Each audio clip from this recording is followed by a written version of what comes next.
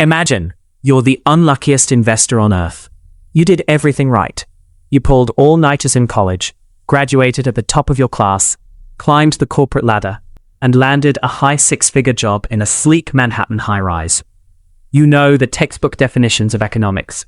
You know you're supposed to save money. But every single month, you look at your Chase bank account, and it's completely bone dry.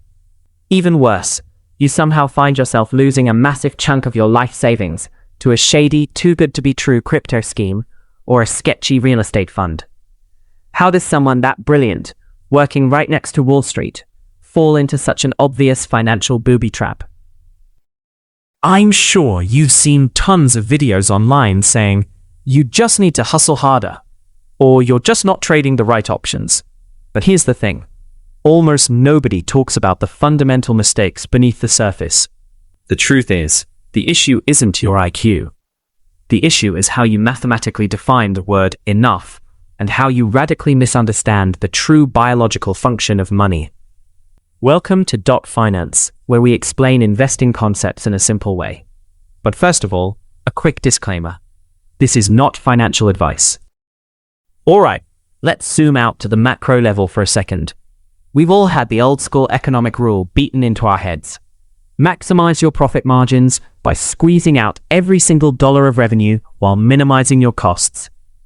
It sounds great in a business textbook, but when you zoom in and drag that hyper-greedy corporate mentality directly into your personal daily life, you are setting yourself up for an absolute mental health disaster.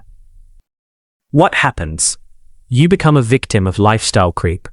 The moment your salary jumps from $80,000 to $150,000, your standard of living magically expands to swallow up the difference. You tell yourself, I work 80 hours a week on Wall Street. I deserve this luxury apartment. I deserve this leased Porsche. You treat money as a tool for immediate revenge against your exhausting youth. Let's build a bridge with a simple real-world analogy. Stop looking at money as an arbitrary number to buy shiny things. Look at it as a bridge to buy back your literal time. Think of an index fund as a giant, crowdsourced pool party where everyone chips in to buy the house.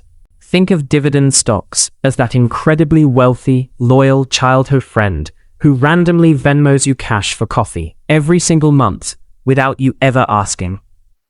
Think of a growth stock as an ultra-ambitious tech bro friend who begs you to trust his chaotic startup plan. And your retirement fund. That's not a stagnant pile of cash. It's a mathematical machine.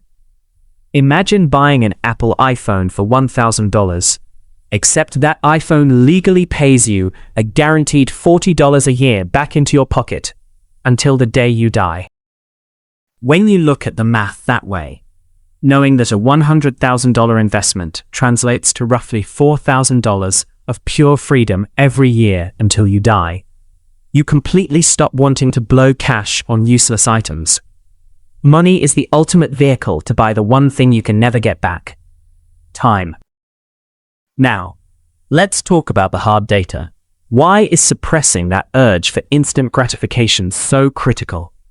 If we look at empirical data from major institutions like Charles Schwab or the historical data of the S&P 500, we find the baseline for early retirement rests heavily on the 4% rule.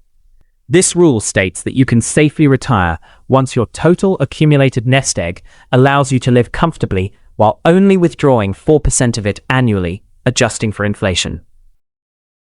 Warren Buffett always preaches the concept of a margin of safety, knowing your exact baseline limits.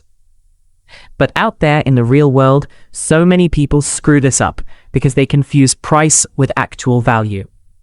They try to compete in life or business by just copycatting others and making things cheaper. But true demand doesn't happen because you are the cheapest option around. Demand happens because your intrinsic value is completely irreplaceable. Let me give you a concrete case study. There's a prominent content creator who completely locked in and hit his exact target retirement numbers back in 2019.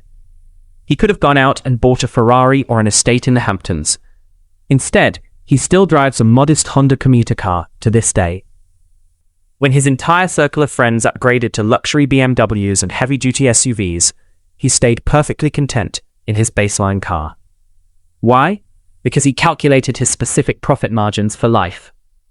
He didn't care about shifting his lifestyle upward just because his income skyrocketed. He didn't need the fake validation of high-end consumerism because his ultimate goal was buying out his schedule, not impressing strangers. But here's the catch. There is a massive dark psychological side to the FIRE, financial independence, retire early movement, that nobody warns you about on TikTok or Instagram.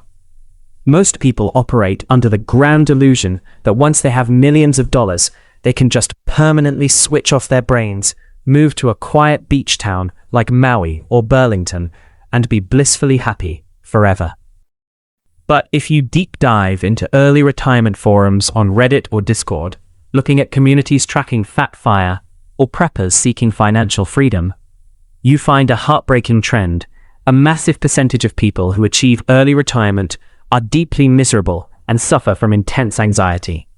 Why? Because they made the fatal mistake of retiring from something instead of retiring to something. They retired simply because they absolutely hated their soul-crushing corporate job. The minute they quit, the human brain experiences a massive shock. Your brain is not biologically wired to just completely shut down and sit in an empty room with zero purpose.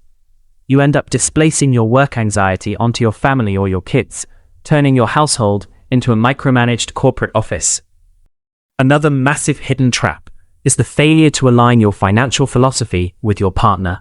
Relationships don't typically collapse because of a lack of funds. They collapse because of a lack of shared meaning. If one partner views money as a badge of self-love to purchase luxury designer bags, while the other views it strictly as a defensive armor to guarantee future survival, you will face an existential crisis, regardless of how many millions are sitting in your Vanguard accounts. So, what is the objective, no-nonsense path forward for us? It completely depends on your personal financial psychology and your specific money dials. There is no rigid, one-size-fits-all blueprint for a happy life. If your ultimate joy comes from experiential family travel, then by all means, budget aggressively for a massive international trip once a year. But if you are a homebody whose peak happiness is a $40 video game on Steam that you can replay with your friends for the next 7 years, embrace that. Stop letting society tell you what you're supposed to buy. The only thing that is non-negotiable is knowing exactly where every single dollar is going. The absolute bare minimum you need to do starting tonight is track your monthly expenses. It sounds incredibly basic, but it is the number one thing people skip out of pure laziness. You don't need to transform into a Wall Street day trader or a real estate mogul by tomorrow morning. You just need to focus on growing slightly better than the past version of yourself. Shift your mindset right now. Stop hoarding cash just to watch a digital number get bigger.